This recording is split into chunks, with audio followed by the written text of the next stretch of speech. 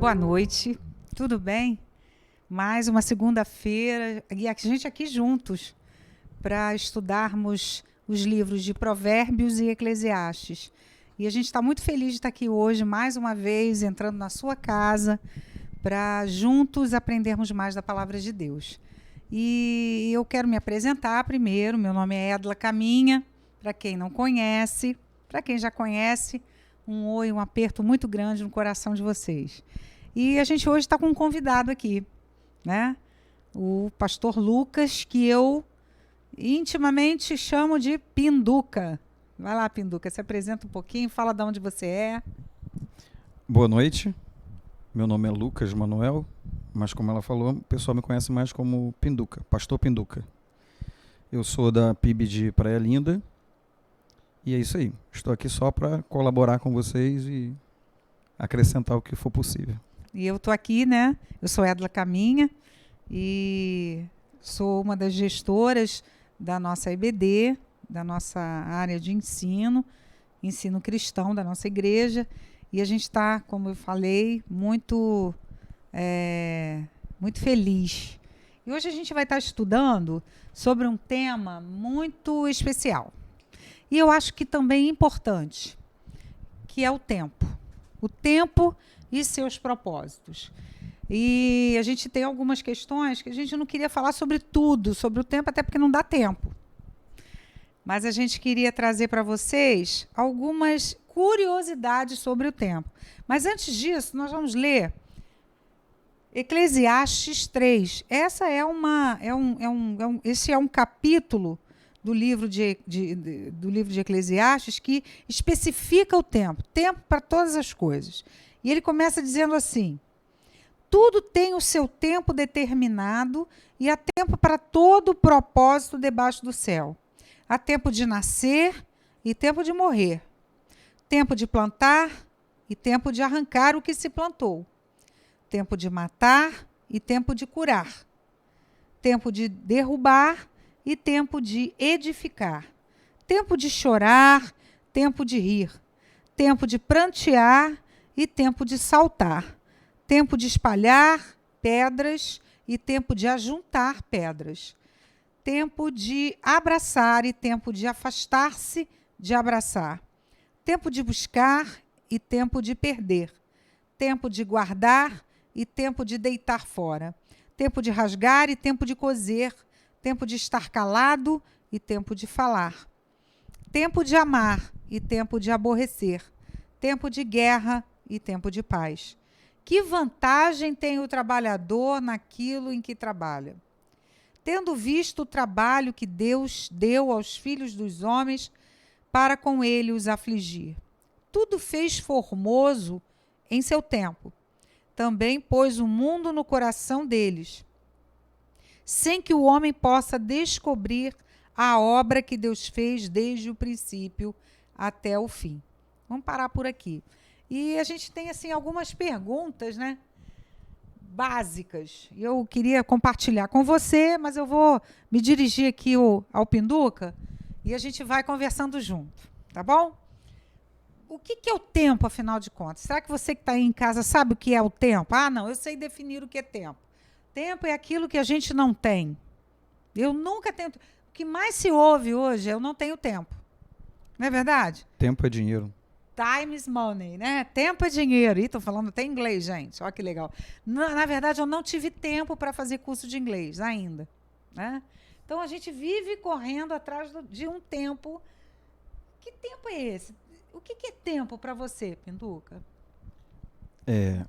Tempo, a acepção normal da palavra seria duração dos fatos e o que determina os momentos, os períodos, as épocas, as horas, os dias, as semanas, os séculos. Tempo é uma palavra que vem do latim e que significa uma grandeza física que permite medir a duração ou a separação das coisas mutáveis. Tudo que muda sofre a ação do tempo. E você acha que o tempo é importante para você? Olha, Eclesiastes, nesse capítulo aí, ele deixa bem claro a importância do tempo, né? E o que ele diz aqui? O tempo, basicamente, aí ordena a existência humana. Exatamente. Na parte que, vamos dizer assim, que nós podemos gerenciar. Eclesiastes deixa bem claro, o tempo, ele existe longamente, mas tem uma parte desse tempo que é recortada e dada ao homem para ele cuidar e gerenciar. Cada um o seu tempo? Sim. Cada um o seu tempo. Cada um gerencia o que vai fazer no tempo. Dentro do tempo que é disponível para ele. O tempo é um tempo só. Só que algumas pessoas, dentro desse lapso de tempo, vai viver mais, vai viver menos. Tem gente que vai viver 50 anos. Ele tem que saber gerenciar a vida dele dentro desse lapso de tempo de 50 anos. Legal. E você acha que a gente vive numa época, num século do imediatismo? Sim. Então, vamos explicar aí para o pessoal o que é imediatismo. O nome já está falando, né? Mas vamos explicar. É você só prestar atenção e valorizar aquilo que é imediato. O agora, o presente. Se você olha para a Bíblia, tem um fato muito interessante. Noé. Né? Noé, a arca. O que acontece? As pessoas em volta de Noé estavam preocupadas com o quê? Com o tempo imediato. Com aqui e com agora. Ou seja, eles só prestavam atenção no presente. Verdade. Tinham se esquecido do passado, não se preocupavam com o futuro e só prestavam atenção no presente. Quando você foca demais no presente, você se torna um imediatista, porque o presente é o presente próximo. Né? Quando a gente fala presente, presente quer dizer futuro próximo. Futuro próximo é imediato, é o aqui e agora. Acabou. Então, quando você olha a sociedade hoje, ela gira em torno do imediatismo. Não é? Eu busco felicidade, eu busco prazer, eu busco alegria, eu busco tudo o que pode me satisfazer e estar de acordo com o meu desejo. Mas agora, hoje. E o futuro? Não me preocupo com o futuro. Eu sou imediatista. Verdade. O livro de Eclesiastes, é interessante o que você está falando, ele exerce uma função indispensável corretiva. Ele tem uma característica de corrigir aquele que lê. Né? Tanto que a palavra Eclesiastes, né, vem de alguém que está falando numa assembleia, alguém que está falando para um grupo de pessoas. Então, o Coelet, que é o pregador, que é aquele que está falando para as pessoas, como se fosse um orador, ele está corrigindo as pessoas. Ele está aqui, ele não está simplesmente falando, existe um tempo determinado para todas as coisas. Ele está dizendo, prestem atenção no que eu estou falando. Eu estou corrigindo vocês. E hoje, nos nossos dias, né, hoje em dia, melhor dizendo, a gente vive correndo o tempo todo. Hoje a gente estava vindo para cá e a gente estava observando a correria das pessoas para vir para a praia, para o lazer, mas se aborrecem, discutem, gritam no trânsito, um calor terrível, com criança dentro do carro, o carro enguiça, uma correria frenética para chegar na praia. Tudo tem que ser correndo, tudo tem que ser muito rápido. Bota uma plantinha no vaso, quer que no outro dia a planta já cresça. É uma característica de quem observa o tempo, é saber quando o tempo é para ser só medido e quando é o tempo para ser desfrutado. Verdade. O tempo, ele tem essa característica. Tem um tempo que a gente só mede, mas tem um tempo que a gente desfruta, porque o tempo é qualitativo. Existe a coisa do tempo de qualidade. Verdade. E essa pandemia, ela trouxe muito isso. Mostrou pra gente que nós gastávamos muito tempo com coisas que não eram tão importantes. É verdade. E, de repente, ela fez você se centrar mais naquilo que é importante. Parece que tudo é urgente e nada é importante. Então, essa pandemia, ela deu uma freadinha nisso aí, colocou as pessoas mais calma, devagar, peraí, vamos analisar o que é importante, não é? Selecionar, vamos né? ser menos imediatistas, vamos desfrutar esse tempo, um tempo de qualidade. E aí foi muito bom. Eu considero a pandemia, muitos consideram perda, mas eu considero ganho. E interessante que esse livro, né, quando ele traz para nós essa questão corretiva, ele tenta, na verdade, ir contra todas as tentativas de reduzir a religião, o amor a Deus, o estar diante de Deus a um mero instrumento do secularismo. Explica para a gente, Pinduca, o que é secularismo? Então, secularismo, nesse sentido de religião, é você tirar as prerrogativas da fé. Ou seja, é você tornar a fé inócua. A fé não tem valor. Então, o secularismo, falando de religião, ele vai pegar a fé religiosa. Não estou dizendo assim a fé na ciência, a fé no ser humano, a fé que seu time vai ganhar. Não estou dizendo esse tipo de fé. Estou falando fé religiosa. A fé em uma divindade, a fé em um Deus, a fé que vai além do que é imanente, ou seja, daquilo que é material, daquilo que eu vejo. Essa fé num Deus todo-poderoso, criador de céu e terra. Então, essa fé que busca a origem e a causa de tudo em Deus, o secularismo ele tem a função de tornar essa fé sem efeito. Quase obsoleta, né? Não, o obsoleto já teve um valor e não tem mais. Ou seja, o valor que ele tem hoje é menos do que ele teve antes. Nesse caso, o secularismo ele torna a fé desnecessária. Entendi. Ela não tem efeito. É ineficaz, é inócua, né? Não tem efeito.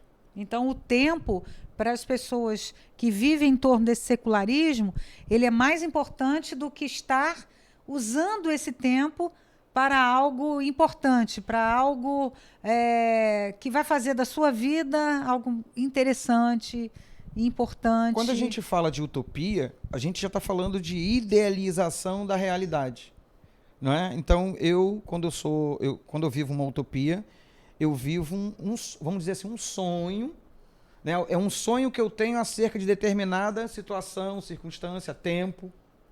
Então, eu idealizo isso. Isso não é real, é ideal. É aquilo que eu acho ideal. E o tempo, você idealizar o tempo, tem esse problema.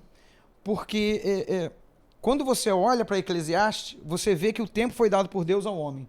Para quê? Para que o homem viva a sua vida humana nesse lapso de tempo dado. E ele tem que fazer o quê? O grande desafio do ser humano no tempo real. No tempo ideal, ele vai buscar apenas o seu desejo, as suas vontades. É individual. Mas quando eu falo dentro do tempo real, é esse que a gente está vivendo, todo mundo aqui, você em casa, nós aqui agora gravando. Então, o que acontece? O desafio é descobrir o melhor que eu posso fazer para aproveitar o tempo, o máximo possível. E isso envolve outras coisas. Porque quando você olha para o Eclesiastes, se é um tempo determinado para todas as coisas, há um tempo também que Deus determinou para a minha existência. Verdade. Qual é o propósito que Deus tem para a minha existência? Por que Deus permitiu que Lucas... Eu vou fazer 49 anos. Então, por que Deus permitiu que Lucas vivesse até agora? 49 anos de existência que eu tenho. Qual é o propósito dele acerca da minha existência? Por que eu existo há 49 anos? Nós não somos... nós somos cristãos. Nós temos fé em Deus. Nós entendemos que dele, por ele, para ele são todas as coisas. Então Deus tem um controle de tudo. Deus tem um controle do tempo. E aí eu tenho que me perguntar, por que eu tenho esse tempo? Por que Deus me deu esse tempo? Me disponibilizou esse tempo? Porque eu sou mutável, eu envelheço. Daqui a pouco eu não vou ter a mesma disposição, a mesma capacidade, o mesmo entendimento. Alguma coisa vai mudar. Agora, você falando assim da questão do tempo e do cristão. É interessante que o que nós queremos, na verdade, é que sempre que Deus haja dentro do nosso tempo. O importante é que Deus faça aquilo que eu quero dentro do tempo em que eu disponho. É interessante, né? Acreditamos que controlamos Deus com as nossas agendas repletas de compromissos, de ações imediatistas. Não, Deus tem que fazer isso hoje. Ou então Deus vai fazer isso até semana que vem. Senão, é como se a gente estivesse ameaçando a Deus. Eu já ouvi muito crente falar isso. Então, eu não sei se você que está em casa já fez isso, mas eu já ouvi muito crente fazer isso. Você está me lembrando uma coisa. Durante muito tempo, os estudiosos do livro de Eclesiastes falaram que o que havia dentro do livro de Eclesiastes era a filosofia epicurista. Não, o livro de Eclesiastes é um livro entupido de epicurismo. E o epicurismo tem isso. A questão de Deus, ele até cria. Deus até existe. Mas Deus não exerce controle direto sobre tudo. Olha isso. Isso é verdade. Então, mas o Eclesiastes não vai falar isso. Ele vai dizer que tudo tem o seu tempo determinado. Determinado por quem? Exatamente. Alguém determinou, não fui eu. Quem determinou? Quem determinou, né? E há tempo para todo propósito. Quem criou esse propósito? Debaixo do céu, quem criou o céu? Então a gente chega à conclusão de que o Deus que criou o tempo determinou esse tempo para todo fim e propósito, e automaticamente todas essas coisas vão acontecer aonde? Debaixo do céu. Vivemos numa sociedade secularista que ela tem que menosprezar a fé, porque a fé vai me ligar a esse Deus criador desse tempo. Verdade. Quando eu menosprezo a fé, eu diminuo a influência e o governo dessa divindade criadora de tudo, e aí passa para mim, o indivíduo, o ser humano, aqui euzinho, o controle. O que eu vou fazer com o tempo? Eu faço o que eu quiser com o tempo. Não existe um propósito determinado. Eu crio esse propósito dentro da minha necessidade. Exatamente. Interessante. O autor de Eclesiastes também, Pinduca, ele apresenta uma perspectiva de desencanto. A gente vê claramente, lendo nas entrelinhas, que ele está desencantado com a vida. É como se ele estivesse dizendo: a vida não tem razão de existir. Parece que eu estou correndo atrás do vento. Ele chega a dizer isso. A gente está correndo atrás do vento. Correr atrás do vento é perder tempo, né? Ele se incomoda com a transitoriedade da existência e ele acaba concluindo: tudo na vida é vaidade. Né? Vaidade de vaidade. Mas não é essa vaidade de passar um batom, de comprar uma camisa bonita, de cortar o cabelo. Não é essa vaidade que ele está falando. A palavra vaidade aqui, tudo é vaidade, é vazio. Vazio dos vazios, tudo é vazio. Sem Deus, tudo é vazio. É o que Lucas acabou de dizer. Ao contrário do que essa sociedade imediatista e secularista prega, nós que cremos na palavra, que cremos na Bíblia, que cremos em Cristo, que cremos em Deus, entendemos que tudo que fazemos sem Deus é vazio. Vaidade de vaidade, tudo é vaidade. Ou seja, se você não coloca, não submete os propósitos da sua vida, os objetivos de vida que você tem, debaixo da potente orientação, da potente mão de Deus, sinceramente, você vai até concluir os seus objetivos, pode ser que conclua, mas vai se sentir vazio, né? Então, cadê esse tempo? Qual a importância de usarmos esse tempo a serviço de Deus. E agora eu queria falar exatamente dessa palavra. A gente foi buscar na Bíblia, dentro não só do livro de Eclesiastes, mas também na Bíblia, a gente foi buscar respostas para essa palavra tempo. Então, tempo para a gente é a duração relativa das coisas que cria no ser humano, a ideia de presente, passado e futuro, período contínuo no qual eventos se sucedem. Isso é uma frase, né, de estudiosos, a gente foi pesquisar e trouxe para você. Mas o livro de Eclesiastes mostra que há uma crise. É a crise de um homem que vive a falta de harmonia, Pinduca, de uma harmonia existencial que hoje nós presenciamos também na vida de muitas pessoas, inclusive na nossa. Nós vivemos crises existenciais tremendas, uns mais, outros menos. Então, ele procurava viver intensamente a vida. Ele mergulha num mundo duvidoso, sensual, para descobrir que a vida sem Deus é um mergulho, como eu acabei de falar, num vazio e uma corrida atrás do vento. Mas a gente vai perceber 3 palavras muito especiais no livro de Provérbios, que vão dar para nós um entendimento, muito, muito claro. Primeira palavra que a gente encontra nas Escrituras, principalmente ela traduzida para o grego, é o aionos. Aionos é um tempo no limite, na fronteira. Estabelece um limite. Então, quando você lê essa palavra na Bíblia, ela está sempre designando que há um limite, um limiar. Existe uma fronteira. Até aqui eu fui, dali para lá eu não vou mais. É interessante. E a gente acha isso lá no léxico, essa explicação no léxico grego. Então, o tempo indefinido, ilimitado, é onde Deus está na sua essência.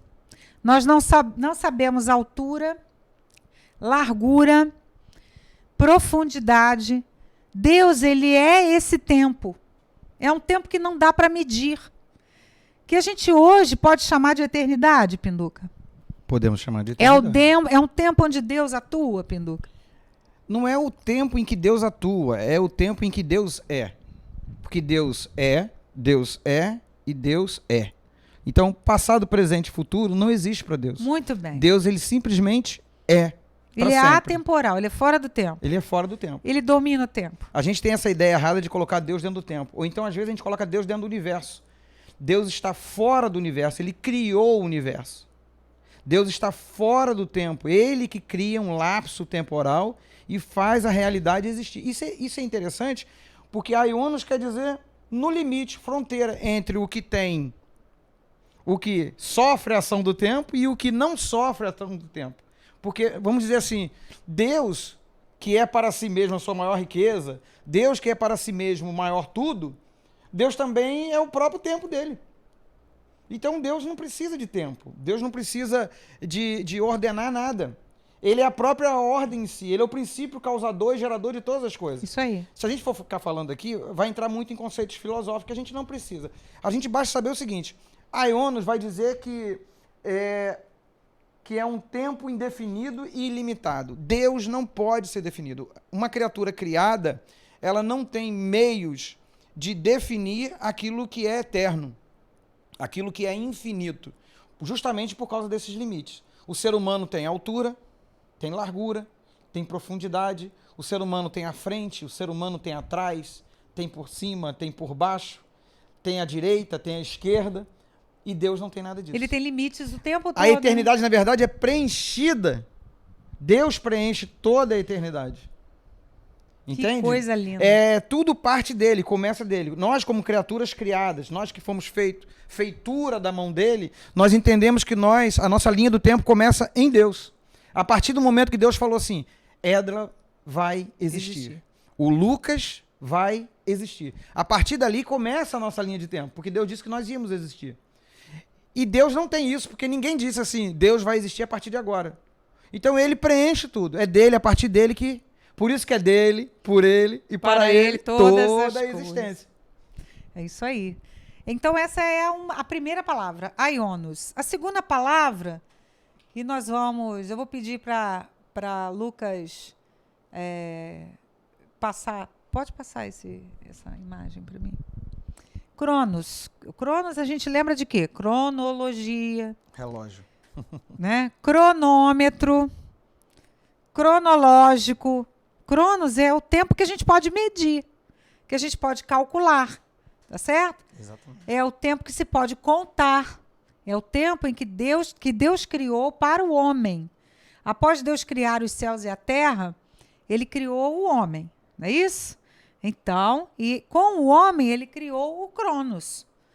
Como ele falou, a partir daqui eu estou criando Adão. Então Adão passou a existir. Quando Deus cria Adão, Adão começa a entender que há um dia, que há uma noite. Ele começa a racionalizar o tempo. Isso é interessante. Deus cria o ser humano com a capacidade de analisar o que está acontecendo e ele racionalizar. Isso aqui é dia, isso aqui é noite. Estou atrasado, estou adiantado. As estações, olha, eu planto hoje, daqui a 3 meses eu vou colher. Então, Cronos é o tempo que você pode racionalizar. Muito bem.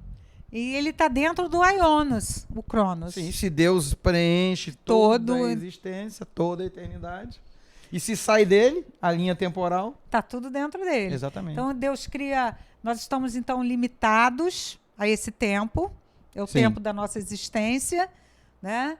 Então, quando Deus ele determina haja luz, houve luz, começa, então, nesse momento, com a criação, começa a gente a contar também esse Cronos, esse tempo que pode medir. Né? Até o início de Gênesis fala disso, né? É. E no 6º dia, Deus descansou de todo o seu trabalho.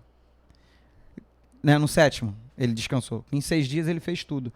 E aí você vê, até para ter essa noção de dia, já é uma contagem de tempo. Sim. Mas peraí, o homem, até o 5º dia, eu acho que não tinha sido criado. Ele foi criado no 6º dia. Então, a contagem de tempo antecede o homem. Sim. Já é Deus preparando tudo para que o homem pudesse ser capaz de viver dentro de um lapso de tempo. Só que no início nós éramos eternos, né? Adão era eterno. Que estávamos dentro dessa eternidade de Deus. Sim. A separação entre Deus e o homem não existia. Que é outra coisa interessante. Se nós hoje somos cristãos e temos fé em Deus e estamos ligados a Deus através do sacrifício de Jesus Cristo, significa que Cristo fez a mediação, não é isso? E ele nos ligou de novo com Deus. Ora, se nós fomos religados a Deus novamente, nós passamos a ter a prerrogativa da vida eterna novamente. Isso aí. E isso traz a gente a nova palavra, né? A terceira palavra, que é o Kairos. Isso. Agora, explica para mim aquele negócio do Kairos, que, assim, eu acredito que vai esclarecer, vai elucidar bastante aqui essa questão do tempo. Nós temos a eternidade. Já falamos aqui que a eternidade é o Aiônos. Deus preenche toda ela. Então não há necessidade de ter um antes, um depois, um alto, um baixo, um atrás, um na frente, um atrasado ou um adiantado. Por isso que a Bíblia vai dizer que para Deus 1 ano é como 1000 e 1000 é como 1. Só que dentro da eternidade existe um momento em que que o ser humano nasce. E ela já explicou bem, é o Cronos, é a vida biológica. O ser humano nasce, cresce, reproduz e morre. Todo ser vivo nasce, cresce, reproduz e morre. Mas há um momento, como eu tinha falado, né, que Deus ele dá o tempo para o homem administrar, mas chega um momento que ele toma esse tempo de volta. Não é? E aí vai vir a cobrança. Você administrou bem, administrou mal, o que você fez com o tempo que eu lhe dei? Mas a partir desse momento que ele toma o tempo, a gente entende que a eternidade ela não para, ela flui.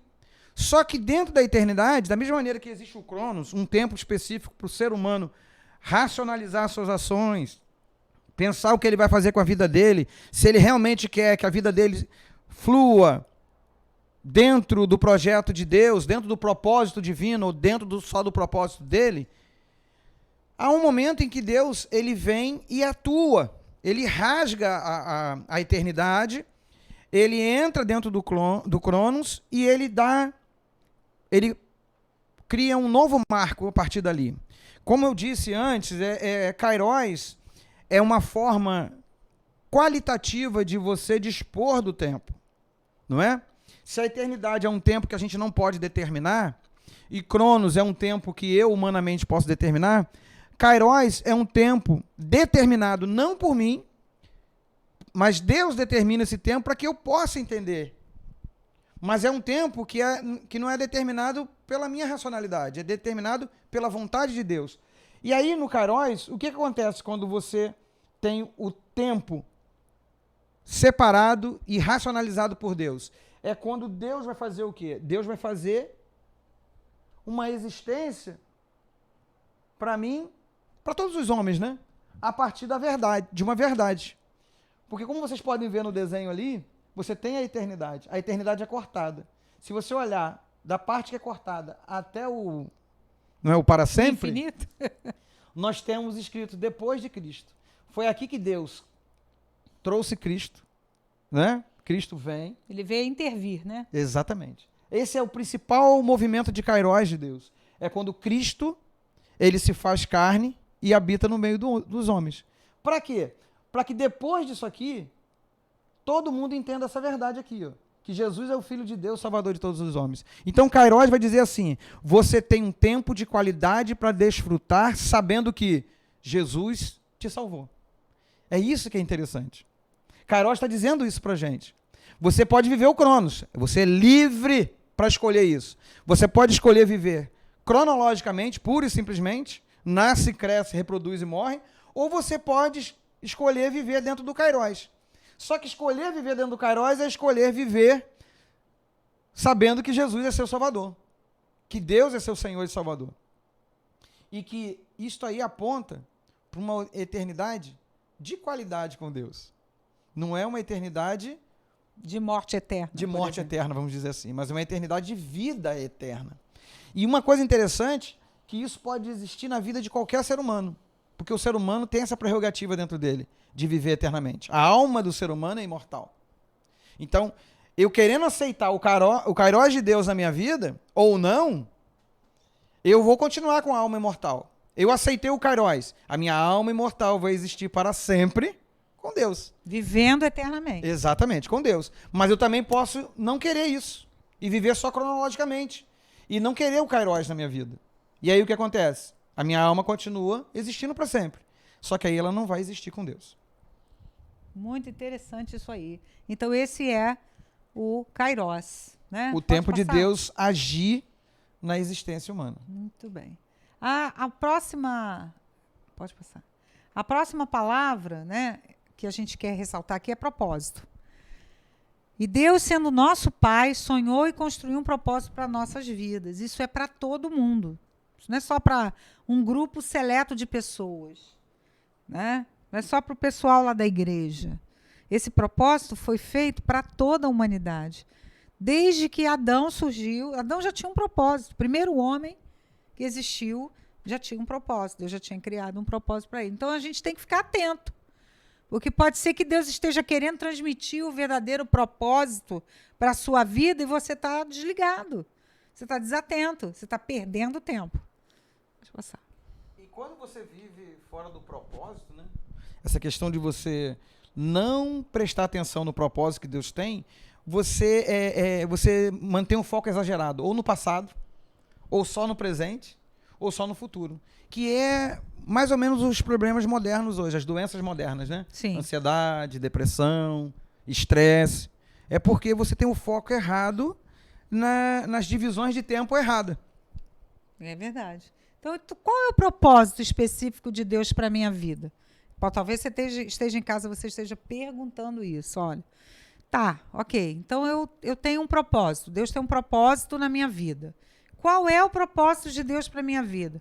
Que pergunta é essa? E às vezes a gente não consegue entender. Deus, aos poucos, ele vai mostrando, vai falando, a gente vai lendo a palavra, vai compreendendo através da vida, da história de vida de outras pessoas, a gente vai começando a compreender aonde Deus quer chegar com tudo isso, né? Então você precisa estar atento, estar sensível.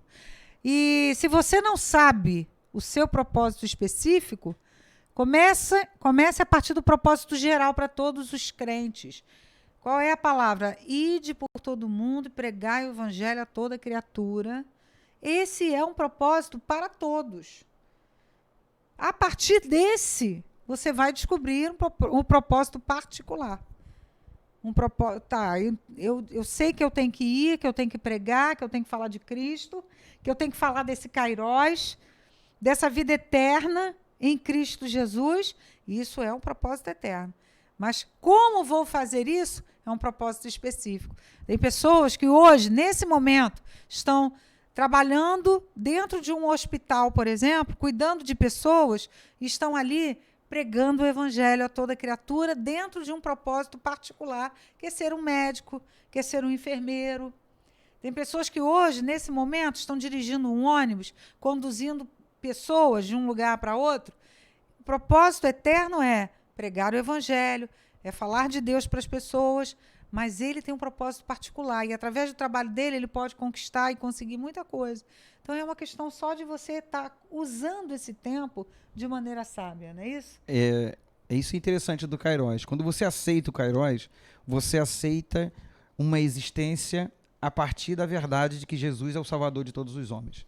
Jesus é o Salvador de todos os homens. Ele quer me salvar, quer salvar vocês, quer salvar quem está próximo de vocês, quer salvar quem está atrás de vocês, ao lado de vocês, na frente de vocês, em cima de vocês, embaixo de vocês.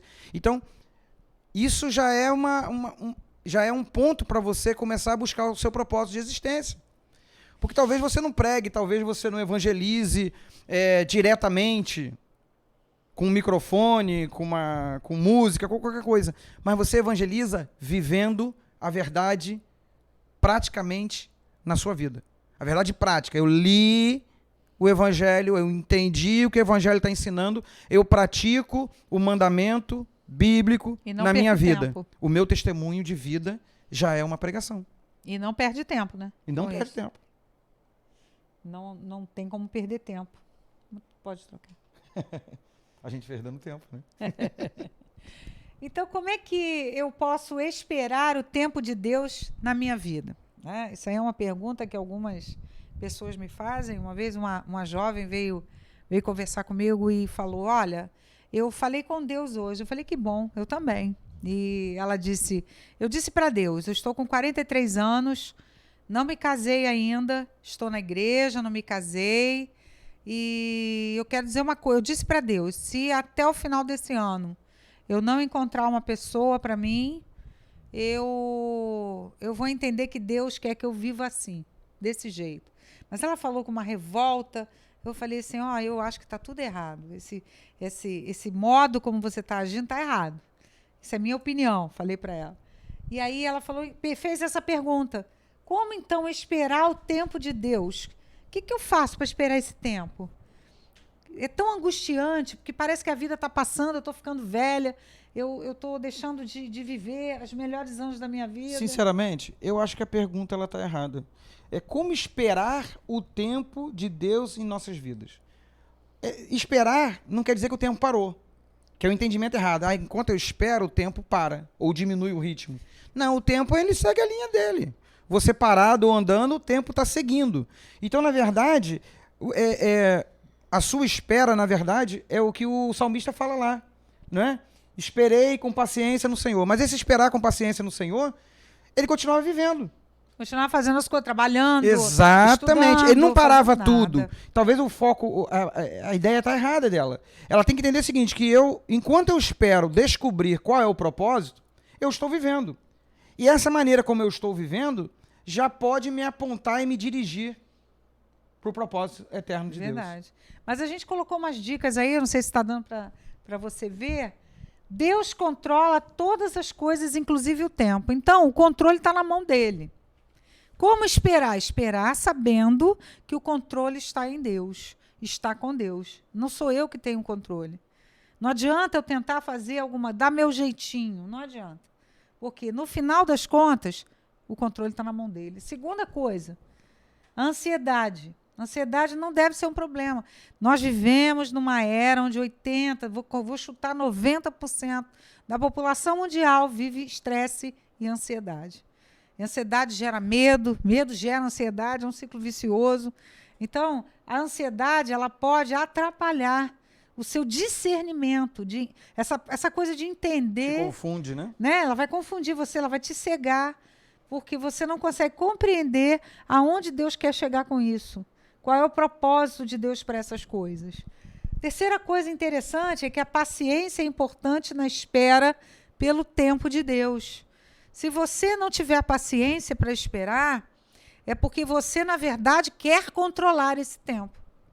Quando a criança ela se torna impaciente, né? Um bebezinho, ela pede alguma coisa e você não dá, ela bate, ela briga, ela chuta, ela chora, ela esperneia. E é assim que a gente faz com Deus.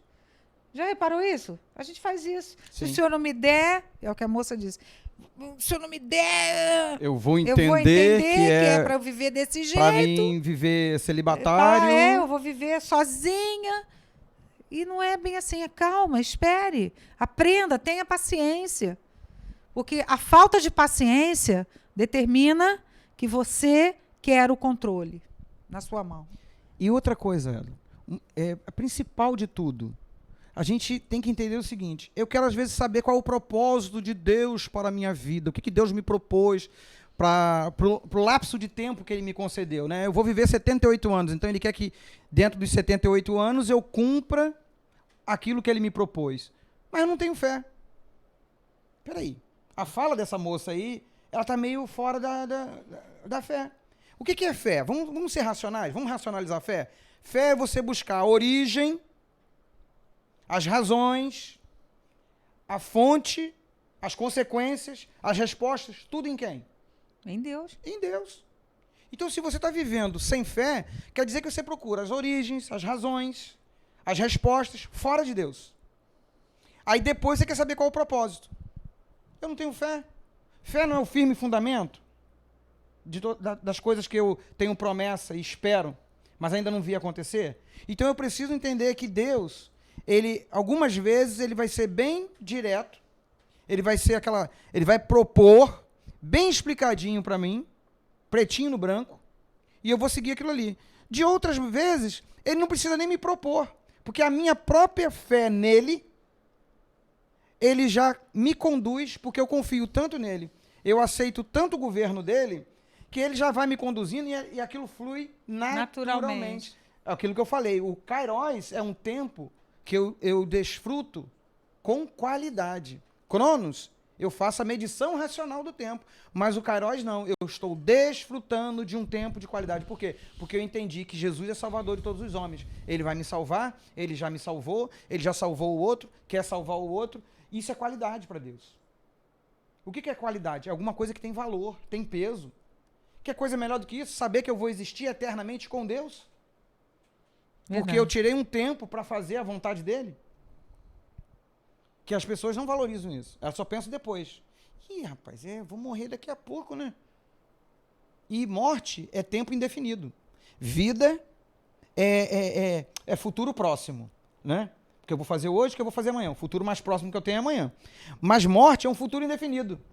Talvez o futuro próximo que eu estou achando que vai chegar não chega. Não chega. Entendeu? E até esse futuro acontecer, não é preocupação minha, eu não tenho que ficar ansioso com isso. O futuro indefinido, o nome já está dizendo, é indefinido. Estou gastando tempo com preocupação com isso. Verdade. E tem o futuro eterno, que é a eternidade. Mas a eternidade eu já sei. Eu tenho uma alma eterna, Deus é eterno, eu me ligo com Ele, eu faço a religação com a divindade, eu vou viver, eu vou transcender, que é a questão da transcendência. Porque Deus pode me fazer ir além da minha existência humana. Amém. Além do Cronos e além até mesmo do Kairos. Porque, na verdade, o que é a eternidade? O que é vida eterna? O que é vida com Deus? É o para sempre do ser humano, que confia em Deus, que Ele colocou dentro da gente. O meu para sempre é com Deus. A gente está muito acostumado com contos de fada, né? E lá no conto de fada tem o para sempre. O que é o para sempre ali? É você buscar a felicidade, não é? É buscar a felicidade, aquela felicidade que preenche a minha existência cronológica. Você não vê nos contos de fada o preenchimento da existência dentro de um kairos ou dentro de uma eternidade. Ali é um para sempre, mas é um para sempre que na verdade não é para sempre. Se eu só preencho a minha existência cronológica e ela tem começo, meio e fim, não é isso? Nasce, cresce, reproduz e morre. Cadê o Dizoi? Cadê a vida com Deus? Que é o para sempre. É a vida eterna, né? Eterno. Então não existe. Então muitas pessoas hoje estão vivendo para sempre dos contos de fada, a utopia. Entende? A gente tem que sair da utopia e temos que ser realistas. O que que Deus tem proposto para a minha existência? Porque quando eu cumprir este propósito, eu estou entrando no para sempre que Deus colocou dentro de mim. O para sempre está dentro de todo mundo. Só que a gente não atenta para ele, até ser tarde demais. E a gente já está chegando no final, a gente sempre percebe que a gente se prepara para esses 70 anos, 80 anos de vida que a gente tem aqui, esse tempo cronológico, né, de vida que a gente tem aqui, que vai acabar daqui a pouco, que ele é efêmero, acaba rápido, passa rápido. Mas a gente não quer se preparar para a eternidade. Não quer. Até ouvir, louco, esta noite pedirão a tua alma, e o que é que você tem preparado para ela? E eu vou parar por aqui e vou te fazer essa pergunta. O que você tem feito para se preparar para esse tempo de eternidade com Deus? Porque essa vida aqui, ela tem um tempo cronológico contado. O propósito de Deus para a tua vida é que você viva eternamente com Ele. Esse é o propósito de Deus para toda a humanidade. O kairos geral já aconteceu, Jesus já veio. Agora tem o kairos particular na vida de cada um. Será que Jesus já veio para você? Ele já está fazendo parte da sua vida? Você já abriu o seu coração, abriu a sua vida, a sua mente, o seu intelecto, o seu entendimento e disse: eu quero viver esse kairos.